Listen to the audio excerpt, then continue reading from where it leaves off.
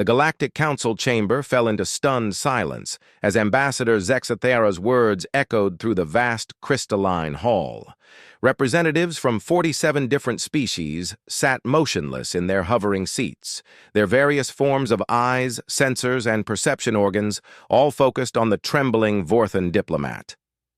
"You're telling us," rumbled Counselor Grathmok, his rocky golem hide scraping against his seat, "that the humans want to bring a child to negotiate with Pyraxis, the world-burner?" Ambassador Sarah Chen, the sole human representative in the chamber, stood calmly at her podium. Her small frame seemed almost comical next to the towering aliens around her, but her voice carried clearly through the translation matrix. "That's correct, Counselor. 7-year-old Emma Martinez has volunteered for this diplomatic mission." A collective intake of breath rippled through the chamber. Some species didn't breathe air, so the sound came as various mechanical whirs, biological clicks, and electromagnetic pulses of disbelief. "Madness," whispered Counselor Veltana through her telepathic implant, her 6 arms gesturing frantically. "Pyraxis has burned 17 worlds to ash. His fire breath can melt starship hulls from orbit.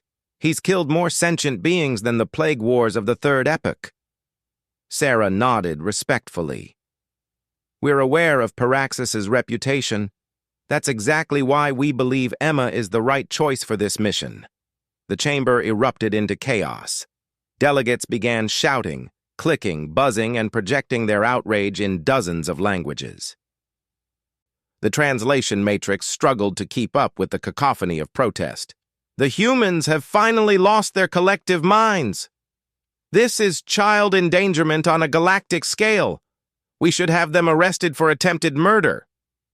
Ambassador Chen raised her hand, and gradually the chamber quieted. The humans had earned a grudging respect over the past 50 years since first contact. They were the only species that had successfully negotiated trade agreements with the hostile Zephyrian Empire, the only ones who had managed to establish peaceful relations with the militaristic Chronor Republic, and the only species crazy enough to use their own military vessels as shields to protect fleeing civilians during the Andromeda Crisis. 3 months ago, Sarah began, Pyraxis emerged from his 1,000-year slumber in the volcanic nebula. Since then, he's destroyed the mining stations on Kepler 442b, turned the research facility on Proxima 7 into molten slag, and is currently heading toward the populated worlds of the Inner Rim. Every diplomatic mission we've sent has resulted in the same outcome. She activated a holographic display showing the wreckage of various starships. The Altarian Peace Delegation, incinerated before they could transmit their opening message. The Centauri negotiation team, vaporized along with their entire escort fleet. Even the legendary warrior diplomat Thane Ironscale of the Dragon Riders Guild couldn't get within a light minute of Pyraxis before being turned into cosmic dust. Counselor Zexathera's mandibles clicked nervously. "And you believe a human child will succeed where our greatest diplomats and warriors have failed? Humans have a different perspective on dragons," Sarah explained. "In our mythology, our stories, our dreams, dragons aren't just monsters to be feared.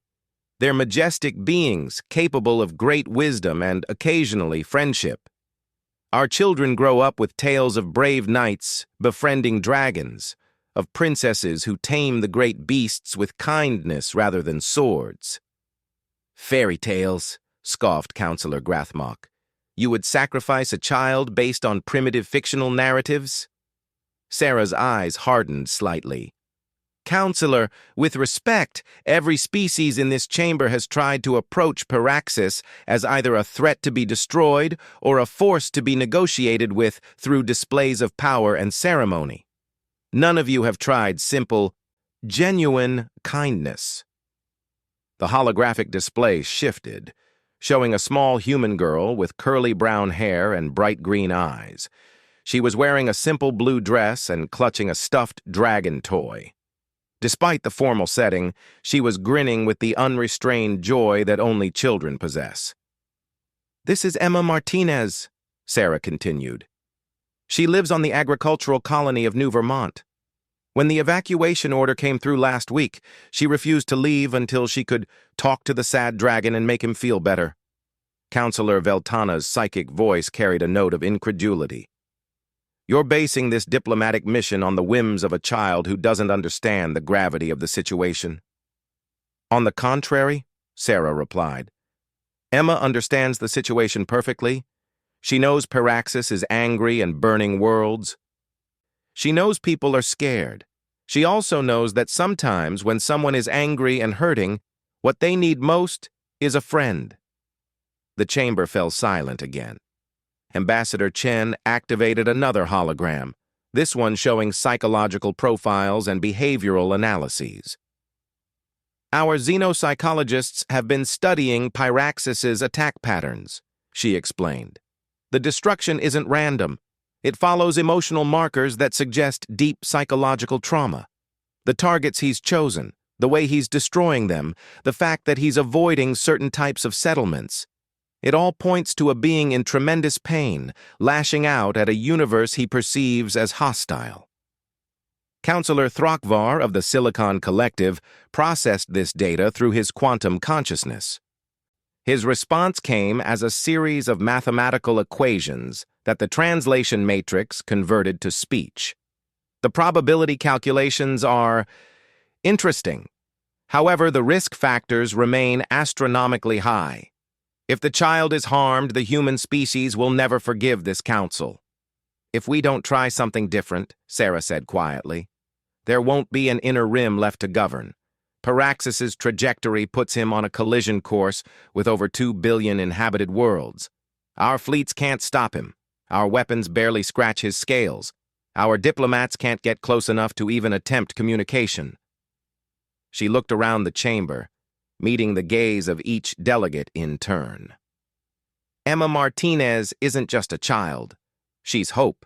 She's innocence. She's the one thing that none of our previous missions have possessed. The absolute, unshakable belief that every being in the universe, no matter how scary they might seem, just wants to be loved." The silence stretched for several long moments. Finally, Counselor Grathmok spoke, his voice heavy with reluctance. "The humans are requesting full diplomatic immunity for this mission?" "Yes," Sarah confirmed. "Emma will travel aboard our diplomatic vessel, the Starlight Express. She'll be accompanied by her parents, Dr. Maria Martinez and Captain James Martinez, as well as a full diplomatic security detail. And if Pyraxis destroys your ship on sight as he has all the others?" Sarah's smile was sad but determined. "Then we'll have tried something different. And maybe, just maybe, in that last moment before he strikes, he'll hesitate. He'll see a small girl who isn't afraid of him, who sees him not as a monster, but as a lonely being who needs a friend. And maybe that moment of hesitation will be enough." Counselor Veltana projected her thoughts directly into the chamber's communication matrix. The telepathic records from the previous diplomatic attempts show that Paraxis experiences intense emotional spikes before attacking. Rage, yes, but also loneliness, despair. The psychological profile suggests a being who has been alone for far too long. "Exactly," Sarah agreed. "Dragons in human mythology aren't evil. They're often misunderstood. They hoard treasure not out of greed, but because they're trying to fill an emptiness inside themselves. They breathe fire not out of malice, but because they've forgotten how to communicate with smaller, more fragile beings." The vote, when it finally came, was closer than anyone expected. 24 species voted against the mission, calling it madness and child endangerment. 23 species voted in favor, swayed by humanity's previous diplomatic successes and the desperate need for a new approach. As the tie-breaking vote fell to the council president, an ancient being whose species had long ago transcended physical form, the chamber held its collective breath. In 2,000 years of galactic civilization, the president's ethereal voice whispered through the translation matrix, we have learned that conventional wisdom often fails when facing unconventional threats. The human's proposal is unprecedented, dangerous, and completely illogical by all established diplomatic protocols. The pause seemed to stretch for an eternity. Therefore, by the authority vested in this position, I authorize the human diplomatic mission. May whatever gods you believe in have mercy on all our souls. As the council session adjourned, Ambassador Chen gathered her materials with steady hands. Outside the chamber's viewing ports, the stars seemed to burn a little brighter, and somewhere in the volcanic nebula, a dragon older than most civilizations continued his lonely, destructive journey toward the inner rim.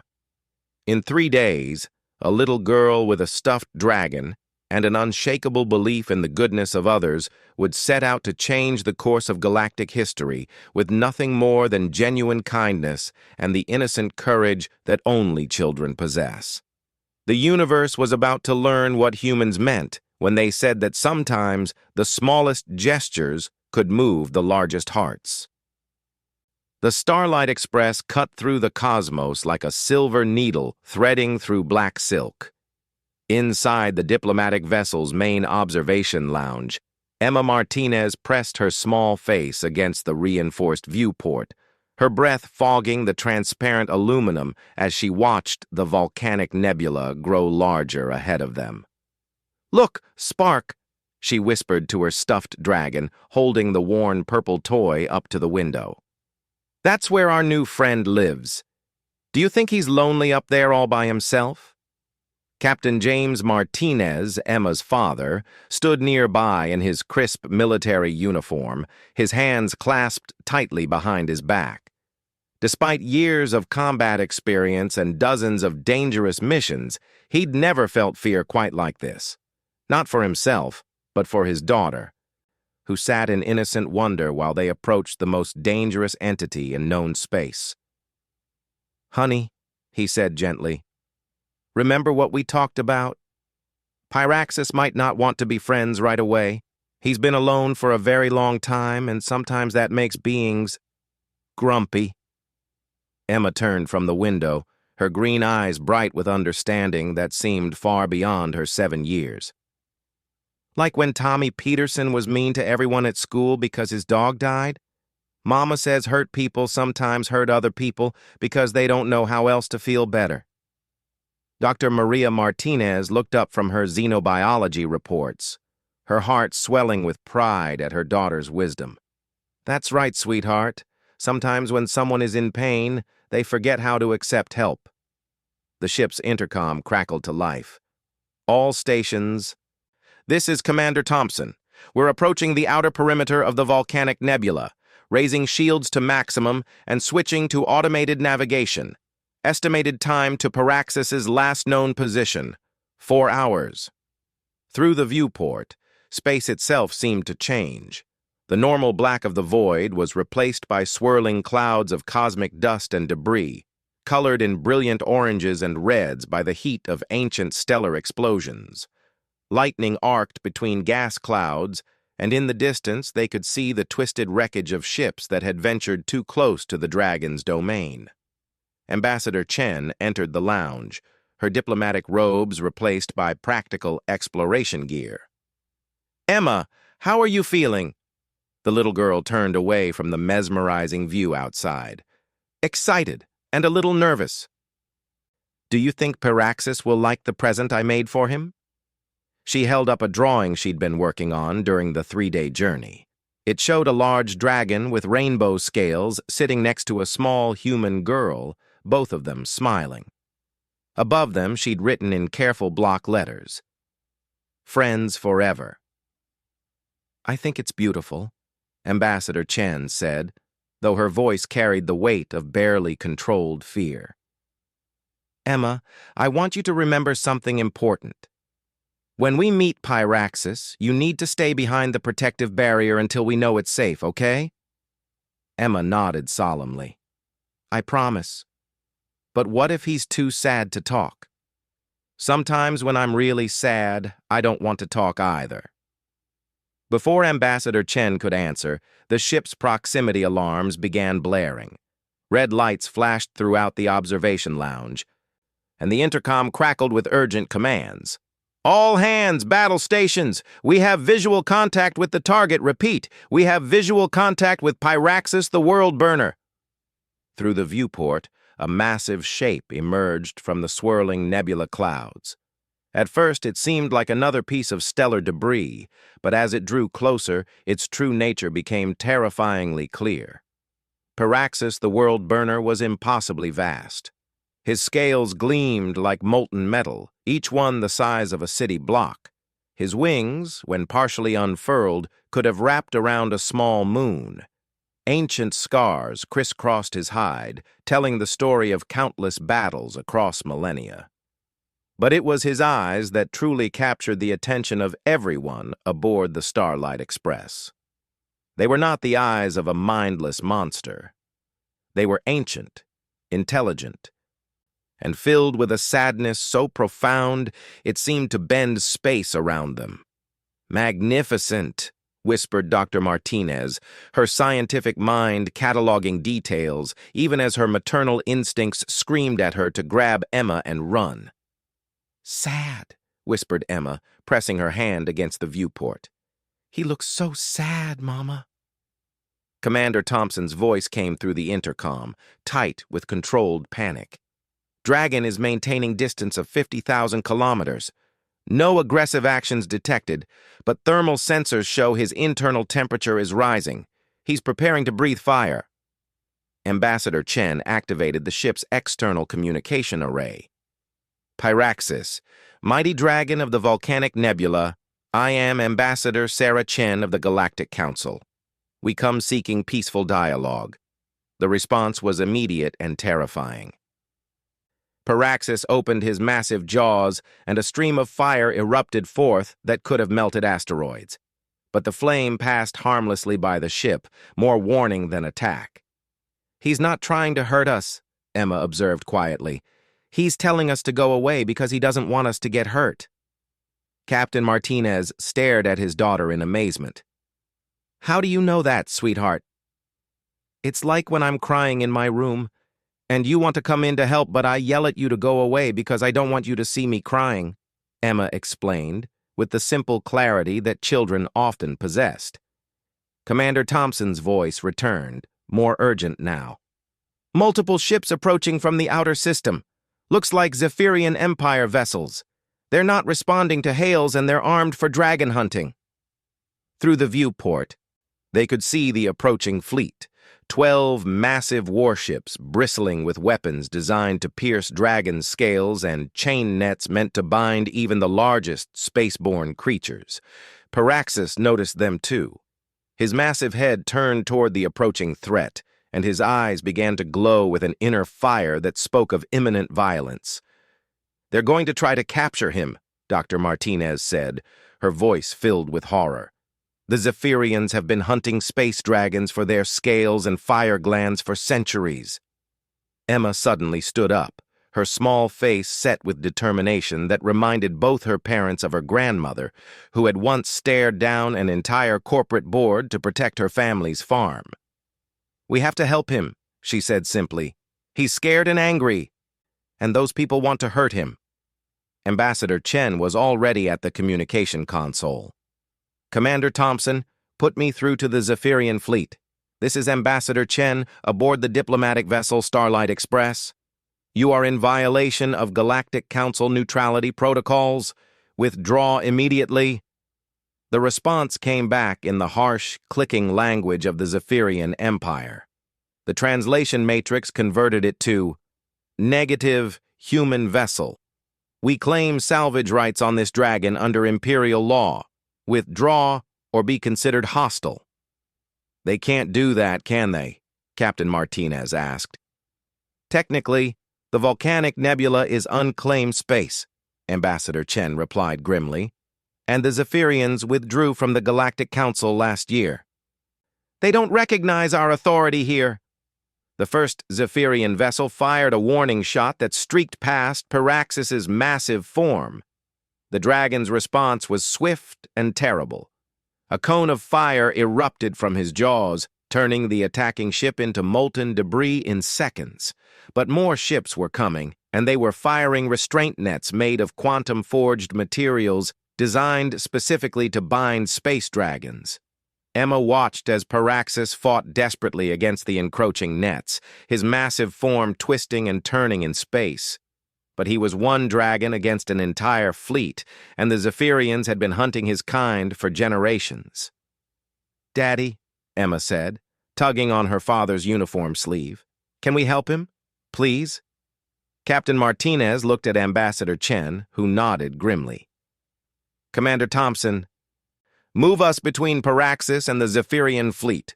Raise full defensive shields." "Ma'am, we're a diplomatic vessel. We're not equipped for combat." "We're not here to fight," Ambassador Chen replied. "We're here to protect a diplomatic meeting." As the Starlight Express moved between the dragon and his attackers, Emma pressed both hands against the viewport. "Paraxis!" she called out, though she knew he couldn't hear her through the vacuum of space. "We're here to help.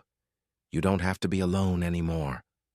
The dragon's massive eyes focused on the small human ship that had positioned itself as a shield between him and the hunters.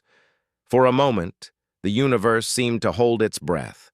Then, Pyraxis did something that no one expected. He stopped fighting the restraint nets and simply hovered in space, his ancient eyes fixed on the tiny vessel that was trying to protect him. "Incoming transmission," Commander Thompson announced. "It's not from the Zephyrians or the Council. The signal is... I don't know how to describe it. It's like music, but also language." Emma's eyes widened. "He's trying to talk to us. Can you make it so I can hear him?" Dr. Martinez looked at her husband, who nodded reluctantly. "Put it through the speakers, Commander. Low volume." The sound that filled the observation lounge was unlike anything any of them had ever heard. It was the song of cosmic winds and the whisper of stellar fire. It was ancient loneliness given voice, pain transformed into melody. Emma closed her eyes and listened with the perfect attention that only children could manage. When the song ended, she opened her eyes and smiled. "He says thank you," she translated softly, "and he wants to know why such a little ship would try to protect something as big and scary as him." Ambassador Chen stared at the child in amazement. "Emma, how could you possibly understand that?" "It wasn't with words," Emma explained. "It was with feelings, like when Spark tells me secrets." She held up her stuffed dragon. "Dragons don't talk like people do. They talk with their hearts." Outside, the Zephyrian fleet was regrouping, preparing for another assault. But something had changed. Paraxis was no longer alone, and for the first time in 1,000 years, someone had chosen to stand with him rather than against him. The real test was about to begin. The Zephyrian fleet regrouped in attack formation, their restraint nets crackling with energy designed to paralyze even the mightiest space dragon. Admiral Screthak, commander of the hunting fleet, had captured 17 dragons in his career. Paraxis would be his greatest prize yet. "All vessels, maintain formation," his voice hissed through the fleet communications. "The human ship is insignificant. Focus fire on the dragon's wing joints. Once we ground him, the rest is simple harvest." But something was wrong. Paraxis hadn't moved to attack or flee. Instead, the massive dragon hovered protectively near the small human diplomatic vessel, his ancient eyes fixed on the tiny ship that had dared to place itself between him and his hunters. Inside the Starlight Express, Emma Martinez stood at the viewport with her hands pressed against the transparent aluminum. The communication signal from Paraxis had faded, but she could still feel something, a connection that defied explanation. "Commander Thompson," Ambassador Chen said urgently, "can we establish a direct communication link with Paraxis? Not through the general frequency, but a focused beam?" "I can try, ma'am, but our systems aren't designed for dragon-to-human communication protocols." Emma turned away from the viewport. You don't need special machines to talk to dragons. You just have to listen with your heart instead of your ears. Dr. Martinez knelt beside her daughter, scientific skepticism warring with maternal protectiveness. Sweetheart, I know you think you can understand him, but— Mama, Emma interrupted gently, her 7-year-old voice carrying an unusual weight. When you were little, did you ever have an imaginary friend? Well, yes, but what does that have to do with— Dragons aren't imaginary, Emma said with the absolute certainty that children possessed. They just live in a different kind of real than most people can see, but kids can see it because we haven't forgotten how to believe in impossible things yet. Before anyone could respond, the Zephyrian fleet opened fire, not at Pyraxis directly, but with sonic disruptors designed to disorient space dragons. The weapons created a cacophony of frequencies that would overwhelm a dragon's sensitive hearing and leave them vulnerable to capture nets. The effect on Pyraxis was immediate and heartbreaking. The ancient dragon writhed in pain, his massive form contorting as the sonic assault battered his consciousness. But even in his agony, he positioned himself to shield the small human vessel from the worst of the attack. Emma gasped and pressed her hands to her ears, tears streaming down her face. It hurts him so much. Can't you make them stop? Captain Martinez was already at the communication console. Admiral Screethak, this is Captain Martinez of the diplomatic vessel Starlight Express. You are interfering with an active Galactic Council diplomatic mission. Cease your attack immediately. The response came back in harsh Zephyrian clicks and whistles. Human vessel, you have 30 seconds to withdraw before we consider you legitimate salvage as well. Dragonhide sells for 10 million credits per scale. Human components, significantly less. Ambassador Chen activated the emergency diplomatic protocols, broadcasting on all frequencies. This is Ambassador Sarah Chen of the Galactic Council. I am invoking diplomatic immunity for this vessel and all beings in the immediate area. Any attack on this ship or on Pyraxis will be considered an act of war against the Council. Empty threats, Admiral Screethak replied. The Council's enforcers are 3 days away. By then the dragon will be processed, and we will be beyond your jurisdiction. As if to emphasize his point, the Zephyrian ships launched a full spread of restraint nets. The quantum-forged cables spread wide, designed to entangle Pyraxis's wings and limbs. But Pyraxis, despite his pain from the sonic disruptors, saw the nets coming. Instead of fleeing or fighting, he did something that stunned everyone watching. He wrapped his massive wings around the Starlight Express, shielding the tiny human vessel with his own body as the restraint nets struck him. The cables bit deep into his ancient scales, and the dragon's roar of pain echoed through space in frequencies that transcended the need for translation matrices. It was the sound of a being who had endured millennia of loneliness, finally finding something worth protecting, only to have it threatened. Emma couldn't bear it anymore. Despite her parents' protective arms around her, she broke free and ran to the emergency airlock. "Emma, no!" Dr. Martinez screamed, but her daughter was already activating the inner door. "I have to help him," Emma said with determination that brooked no argument. "He's protecting us, but nobody's protecting him." Captain Martinez grabbed his daughter's arm. "Honey, you can't go out there. Spacesuits, radiation, the vacuum—" "I don't need to go outside," Emma said calmly.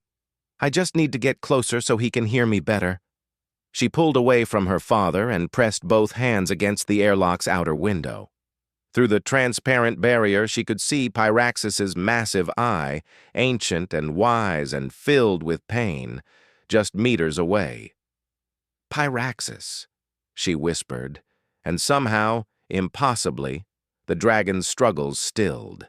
His great eye focused on the small human child separated from him by only a thin barrier of metal and glass. Emma began to sing. It wasn't a song she'd learned in school or heard on the entertainment feeds. It was a melody that seemed to come from somewhere deeper, the kind of song that children sang to comfort themselves in the dark.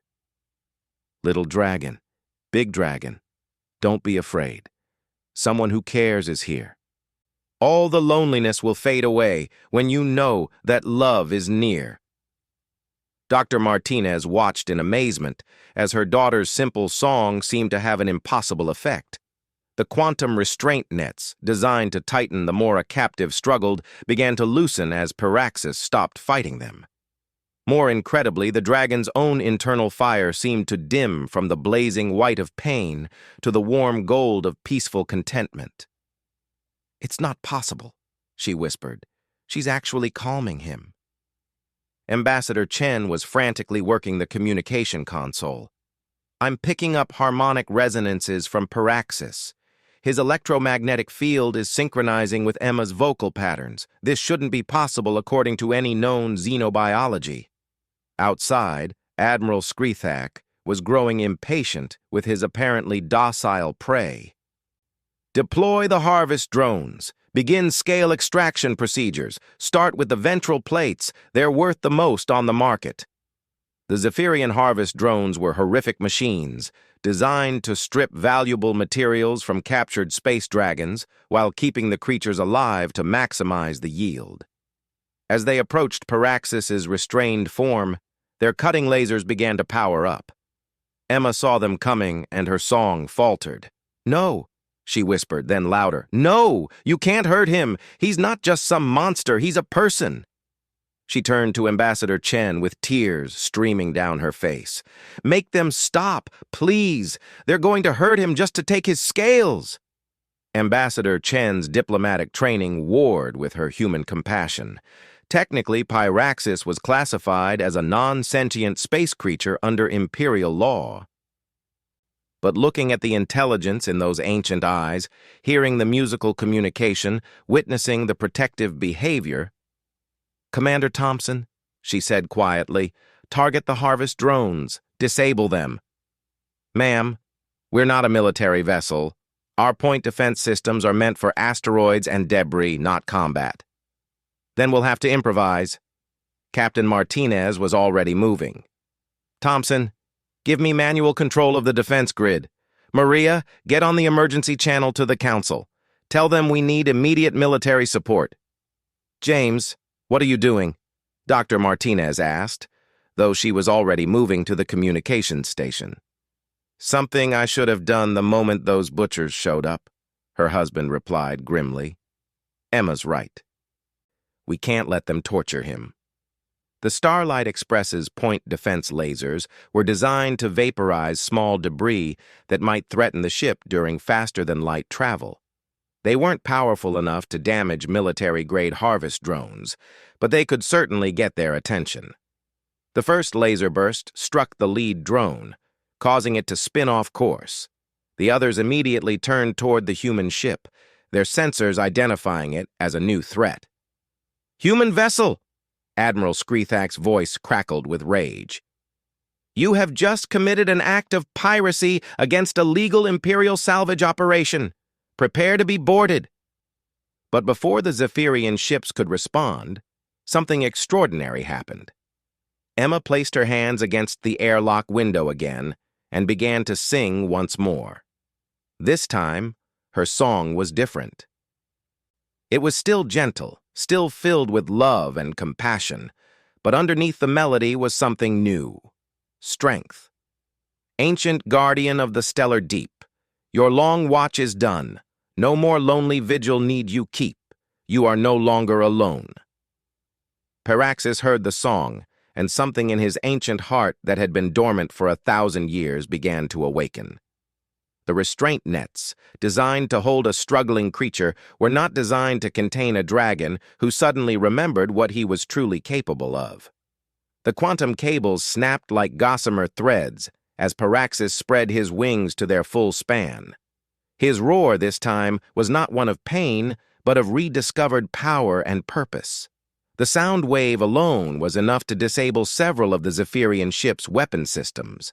But instead of turning his fury on his captors, Piraxis gently maneuvered himself so that his great eye was level with the airlock where Emma stood. She smiled and pressed her small hand against the window, and the dragon, with infinite care, touched the tip of his massive snout to the outer surface of the barrier. For a moment that seemed to stretch into eternity. The smallest human and the largest dragon in the galaxy shared a connection that transcended species, size, and the vast emptiness of space. "Incredible," Dr. Martinez whispered. "The electromagnetic readings are off the charts. It's like they're communicating at a cellular level." Emma giggled and pulled her drawing from her pocket, holding it up to the window. "I made this for you, Piraxis. It's us being friends." The ancient dragon's eye focused on the simple drawing of a little girl and a rainbow-scaled dragon sitting together. For the first time in a millennium, something that might have been a smile seemed to cross his massive features. Admiral Screthak, recognizing that his prey was no longer helpless, made a desperate decision. "All ships, concentrate fire on the human vessel. If we can't have the dragon, at least we can collect the bounty on interfering with Imperial operations." The Zephyrian fleet opened fire with their main weapons, energy beams capable of cracking starship hulls converging on the tiny diplomatic vessel. But the beams never reached their target. Piraxis moved with impossible grace for something so massive, interposing his armored bulk between the attackers and the small ship. The energy beams that could have destroyed the Starlight Express merely warmed his ancient scales. Then, with a sound that was part roar and part song, Piraxis breathed fire. But this was not the wild, destructive flame that had terrorized 17 worlds. This was controlled, precise, beautiful. The dragon fire spread out in complex patterns, creating a barrier of harmless but brilliant light between the human ship and the Zephyrian fleet. In the heart of the flame, impossible colors danced and swirled. Emma pressed her face to the window and laughed with pure joy at the cosmic fireworks display created just for her. "It's like the aurora back home," she breathed in wonder, "but made of friendship." The Zephyrian fleet, faced with a fully awakened space dragon who was no longer acting like a mindless beast but rather a protective guardian, decided that discretion was the better part of profit. Admiral Screthak ordered a strategic withdrawal, but not before transmitting a final threat. "This isn't over, humans.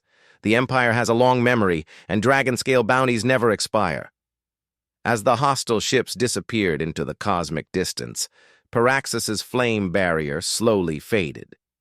The dragon remained close to the Starlight Express, his massive presence somehow comforting rather than threatening.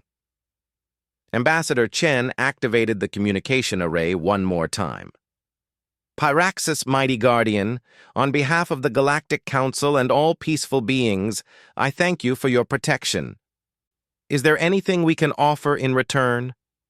The response came not through the ship's speakers, but directly through Emma, who suddenly straightened as if listening to something only she could hear.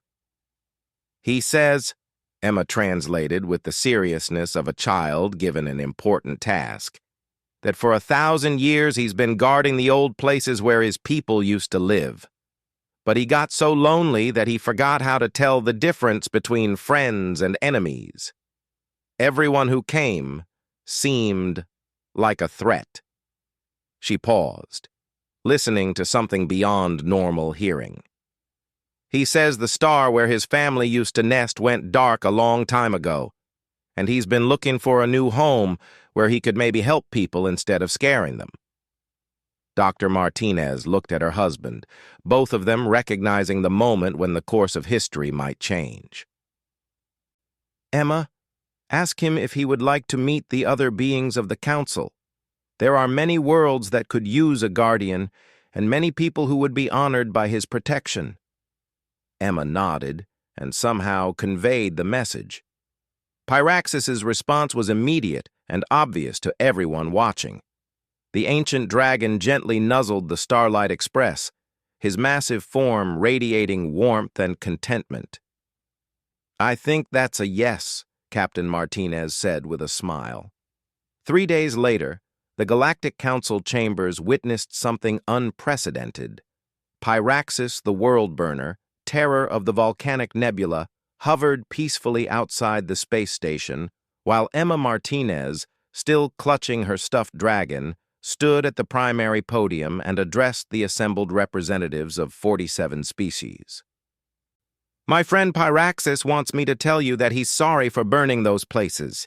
He was sad and scared and didn't know how to ask for help, but he promises that if you let him, he'll be the best guardian in the whole galaxy." She held up her drawing, now somewhat wrinkled from their adventures. "And he wants everyone to know that dragons aren't scary monsters. They're just really big people who have been alone for too long." Outside, Pyraxis sang a song that the translation matrices couldn't convert to words, but every being in the chamber could understand in their hearts. It was a song of friendship, of protection, of ancient loneliness finally healed by the simple kindness of a small human child who believed that everyone deserved a friend. When the council voted unanimously to offer Pyraxis the position of guardian of the Outer Rim colonies, Emma clapped her hands with delight and pressed her face to the viewing port to wave at her enormous friend. The universe had just learned that sometimes the smallest acts of courage and kindness could awaken the greatest powers for good. And in the volcanic nebula, where once a lonely dragon had raged against the cosmos, the stars themselves seemed to burn a little brighter, warmed by the light of an impossible friendship between the galaxy's deadliest dragon and one small human girl who saw him not as a monster, but as a friend who just needed someone to believe in him.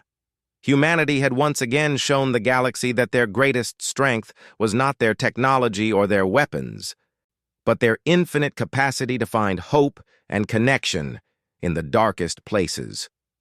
And sometimes, that connection could transform even the most fearsome creatures into the greatest protectors.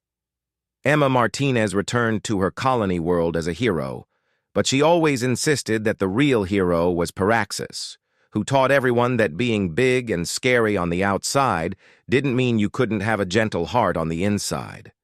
And whenever children looked up at the stars and saw the distant glow of dragon fire protecting the outer rim, they remembered that friendship could bridge any gap, no matter how vast.